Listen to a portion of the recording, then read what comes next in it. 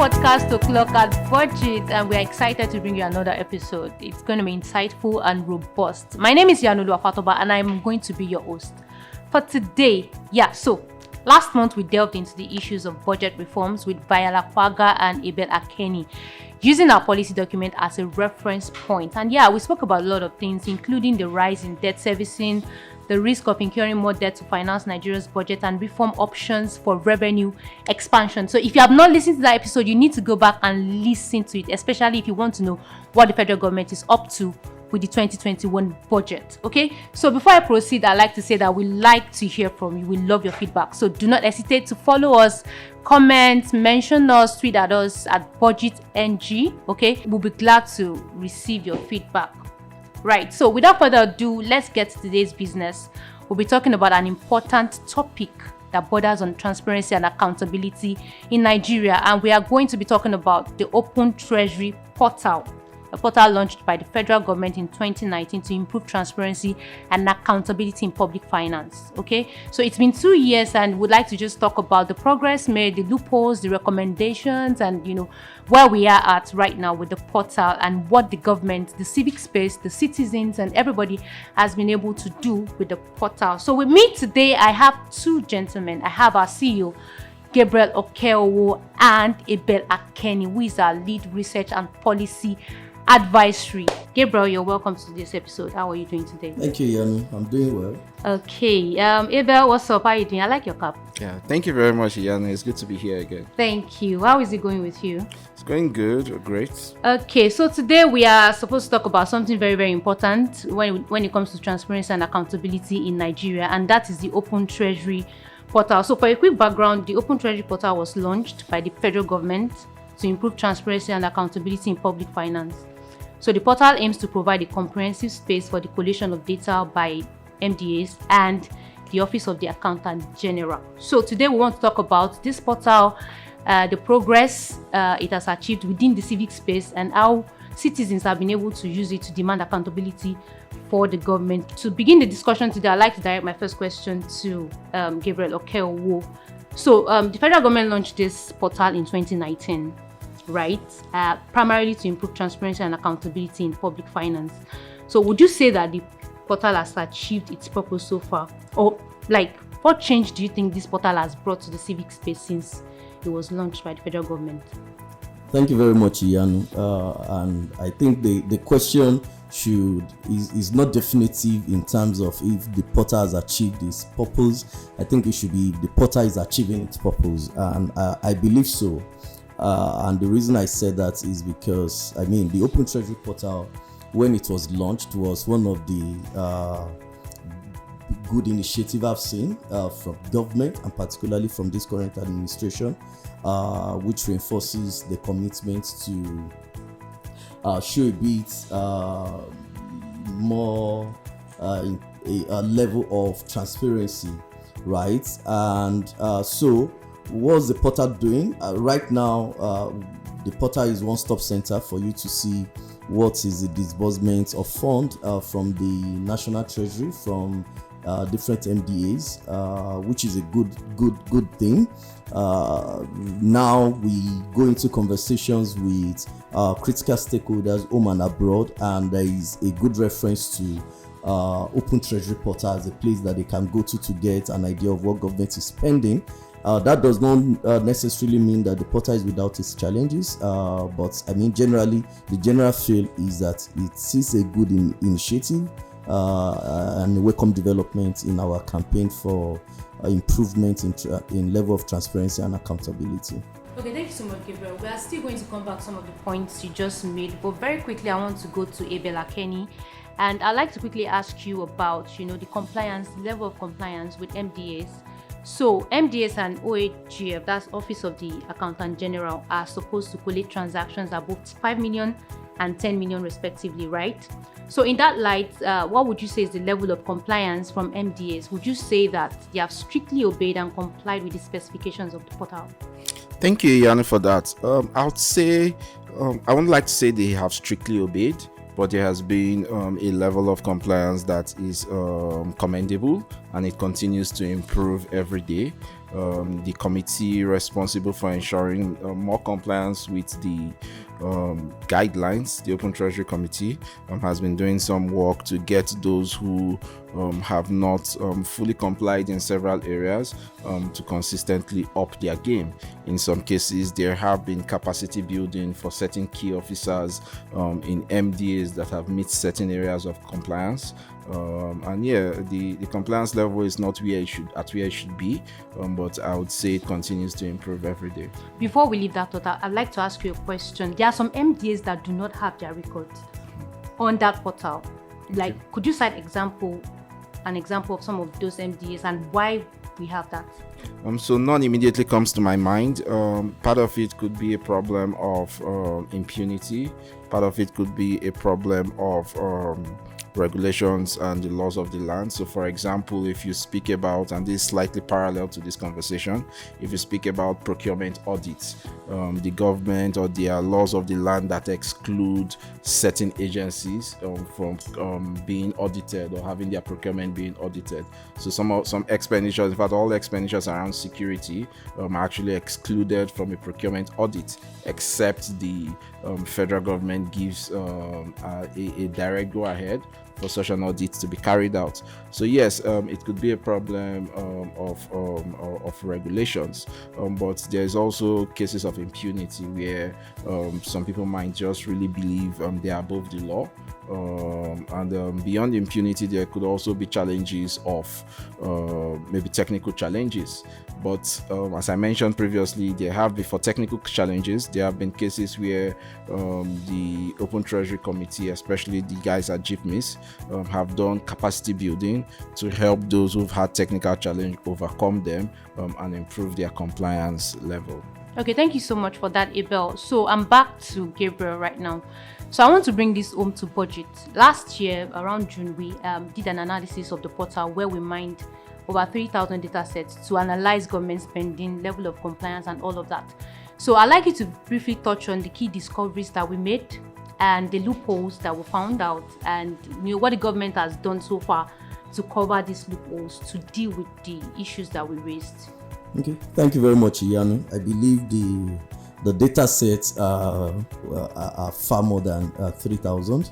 But the interesting thing is, yes, it was the first time the government launched such an initiative like Open Treasury. So it was quite understandable that there were some initial issues that were identified on that portal.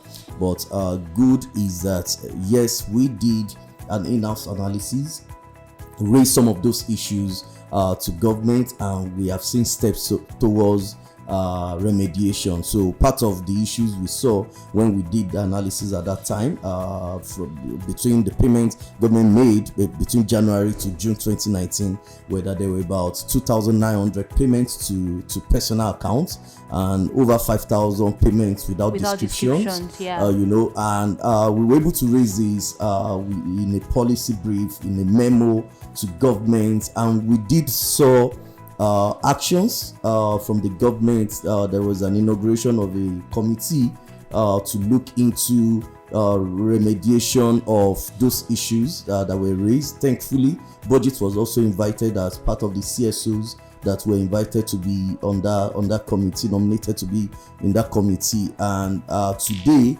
or as at our last check, the last check that we did in February, which is about 6 months or 7 months after we raised those issues, we have seen significant level of reduction in those issue raised. So, for example, payment to personal accounts were significantly reduced to about 94% reduction was observed there. Payments without description, we observed about 50% reduction there. So, and right now as we speak, we are also in the process of releasing a new analysis of what has transpired on that portal between January 2020 and January 2021 and June 2021, and we are going to be coming out with that discovery very soon. Thank you so much, Gabriel. Abel, I'd like to quickly ask you a question based on that before we move on. So, while the compliance committee, found out all of those and the federal government took steps, actionable steps, I'd like to ask if there were people or agencies that were found, culpable of certain offenses, and if there were court actions or legal actions taken against them. Thank you, Yanu. I would say there were people who were identified, and the list was handed over to EFCC and ICPC because they are also members of the committee, and they took some steps. I'm aware that several investigations commenced, but to the best of our knowledge, the ICPC team and the EFCC team have not exactly put it out in the public domain what the final sanctions were. In some cases, some people or some civil servants said they were not aware that there were restrictions, that they shouldn't carry out certain actions, and in other cases, especially for payments without descriptions, some of them cited technical issues.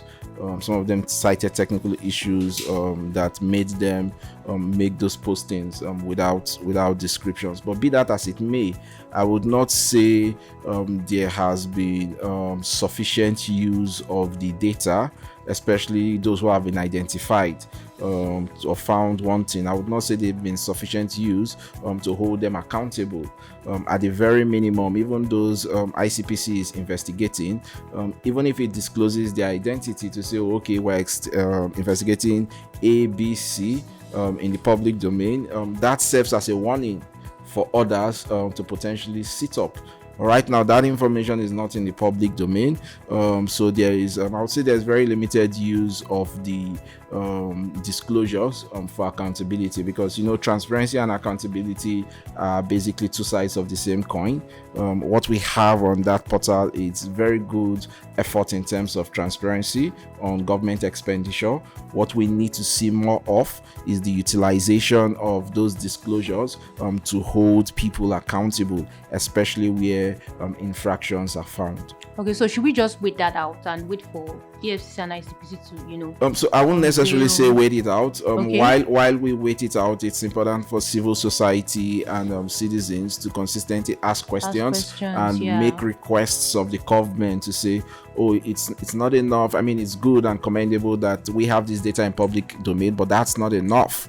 We need to see accountability. That's the last mile of this advocacy. We need to see accountability, and citizens need to ask of the government that layer of accountability. So I wouldn't say wait it out. I would say make requests, write to EFCC, speak to your legislators to call those who have been identified to be in breach of some of the guidelines. So call them and request that they take action. Okay, thank you. So before we leave this particular discussion, of course, BudgIT was part of, those invited by Office of the Accountant General as part of the committee, right? So I'd like to ask, what are the things to expect from the activities of the committee in the coming days? Like, for example, Gabriel mentioned the other time that as a result of that, we saw some changes in reduction and stuff. So for the next days and in the coming days, what should we expect from the committee's activity? What actions should we expect from the federal government? Okay, so BudgIT cannot speak on behalf of the committee because we are largely there to share perspectives and make recommendations on how some of these loopholes can be closed. So we cannot exactly speak on behalf of the committee. What we would say is that there is still a lot more work to be done, despite the good efforts that members of the committee have done in ensuring compliance. There's still more work to be done. The most recent data made available to the committee still shows that at least about R1 billion has been paid into or was paid into personal accounts for that period. That's a significant reduction from what it was a year ago, but it's still not as low as we would want it to be. So we would like to see more efforts.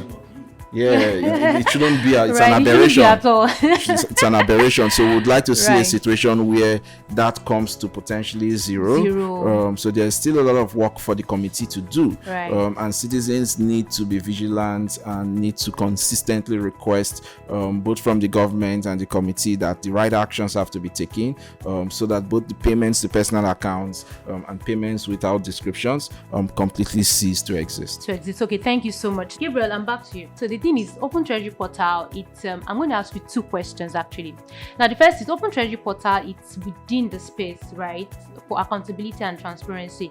But I'd like to ask, do you think citizens are actually, they know about this portal? They know that, okay, there's a portal like that, from the federal government. That's number one. Then number two, I'd like to ask you, in what ways do you think, because some people just know that this portal exists, they don't know what to do with it. They don't even know how to go on it and search for, data that they would need to hold the government. So what do you think, or how do you think they can hold the government accountable, the citizens, the civil society, and the media? Yeah, thanks, Yanu. I will answer that question by saying government have done what they should do by making the portal available, and also what we have observed from experience on several other government portal. The information are always presented in, most of the time, PDF format, in not a machine readable format. The information are always provided. I mean, there are large data that are coming out on a daily basis from all the government MDAs and the Office of Accountant General. So you can imagine that an average citizen, a layman, or even a journalist go to that portal and can still be lost, right? That portal can have all the information that they need, and yet they are not able to find their way around it, right? So that is still there. However, that will not erase the fact that government have done its role, right? It then behoves of civil society organizations like ours to then take it further from where government stopped, to see how we can then make the data that have been provided as part of our mandate, to simplify it, to make it more accessible to citizens, to journalists, to other civil society organizations, for advocacy purposes and for any other needs that they may want to use such data for. Okay, thank you so much, Gabriel. So you preempted my next question. I was going to actually talk about the fact that that portal is very, very difficult to navigate. Like, I've been there once, and then I was like, I saw PDF files and stuff, rolling over. And that brings me to my next question about BudgIT's Open Treasury Analytics. Yeah, so I'd like you to talk about why we are taking this initiative based on the last point you made about, having machine readable formats where, citizens can still get lost. So what do you think? Why do you think we, brought out this initiative? The Open Treasury Analytics by BudgIT is, I think, if we hadn't taken that initiative, I will expect citizens to come knock at our door. I mean, because that's what we do. We simplify government data, we simplify public data generally, right? And we are giving credit to government for launching that portal, but we are saying there's still more work to be done. Yes, we don't have contract with government, but as a mandate, as a civil society organization, we are now taking it further to develop a portal from that portal that analyzes the payment that is on that portal. So we're not putting any other data. It's still data it's from still the the Open same Treasury data portal. from Open Treasury portal, but being presented in a simpler manner and in a way that is easy for anybody to go to that portal and do few clicks, right? 1, 2, 3 clicks, and you're able to get what you want. So you want to see what government have spent in the last 3 months, just 2 clicks will get you there. You want to see, are there still instances of payment to personal accounts? A 1 click will take you there, and the likes. Yeah. So thank you so much, Gabriel. Abel, do you want to add to that? In addition, I want you to talk about when are we expecting this portal to be launched? That's the Open Treasury Analytics, and then in addition to your thoughts on this. Okay, so I would say it's going to be a good platform, especially one that will help citizens assimilate the information faster, because as mentioned, it's quite overwhelming when you go to the main portal. So you'll find that journalists need maybe additional capacity building on data analysis to effectively use some of the Excel files that are there. So yes, there's the need for a portal to simplify it for journalists. I would say citizens can expect the analytics portal to be available before end of July, but it should be available way before that. Okay, thank you so much for that, Gabriel and Abel. So, allocations and disbursements. We all know that Open Treasury Portal is for disbursements, right? So I want you to, talk about the parallel or, the correlation between allocations that we see, the budget, MDAs, federal government, state government, and the disbursement that we have on the portal. Like, how do we reconcile the differences? Okay, thank you very much for that. So I know a lot of people are aware that a lot of times what's allocated in the budget is not necessarily what's disbursed. So your allocation that's been approved is dependent on many factors. It's dependent on availability of cash. It's dependent on when the MDAs that have that allocation make the request. It's even dependent on internal politicking amongst the different MDAs because of the scarcity of resources. So there are a lot of factors that affect disbursements. So what Open Treasury Portal really shows is what has been released or disbursed to the respective MDAs, and very often it's quite different from what's allocated. It's quite different from what's allocated. However, a challenge I would say that is a sort of a stumbling block in comparing both allocations and disbursements would be late uploads to the portal of disbursement data, and then some links on the portal that are not just working. So and I say it's a challenge because when you get on the portal and the data for maybe Q2 is not yet fully available, or the data for last month is not yet available, you cannot tell if the government is adequately prioritizing what it had promised in its budget. So if the data is released on time, and if the right links are working, you can tell, okay, maybe the government is not complying with how it promised the citizens, and then citizens can do an advocacy to say, government, you promised to invest X, we've only seen Z%, you need to do better in A, B, C, D area. So yes, I would say there needs to be more timely disclosures of disbursement data, and there also needs to be more uptime of the links on the Open Treasury Portal, because right now it's almost a crisis that a lot of data sets people want. They go to different aspects. That is the COVID-19 spend. Exactly. There is a menu that was created for that, or has already been created for that on the Open Treasury Portal, which was a good thing when we saw that, but that is not necessarily transmitting any data out to citizens. Precisely. So yeah.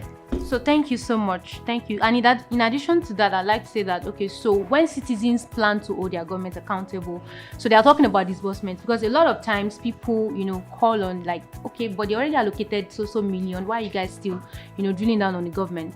Whereas when you look at it in actual fact, what was disbursed was actually lower than the allocation. So I just want to tie that to the point that Gabriel made earlier about citizens using the documents and the data on the portal for holding their government accountable. So there you have it, guys. I didn't want that to end actually, but we just have to take it to an end. So everything you need to know about Open Treasury Portal, about the progress, what BudgIT is doing with the Open Treasury Analytics. And I'd like to say that you can also go to our website to download the report. We had a comprehensive report about it last year, so you can download and listen to this podcast, then read that document to get more understanding. So to the launch of the Open Treasury Analytics, actually I am actually looking forward to it. Really, I am looking forward to it, and I know that you are also doing that also. Thank you so much, Gabriel Okeo. Thanks for coming today To your studio. to our studio. And Abel, our research, you're a very busy man. To get hold of you, it wasn't easy, but thank you for coming finally. Yeah. Okay, so thank you everybody for joining us today. That was insightful, that was robust, that was exciting, and it was good having Gabriel and Abel around. Do not forget to listen, do not forget to subscribe, do not forget to share within your network. Follow us on social media platforms, tweet at us, mention us, send us an email, and we would respond. My name is Yanulua Fatoba, and I'll see you next time. Have a nice day. Bye.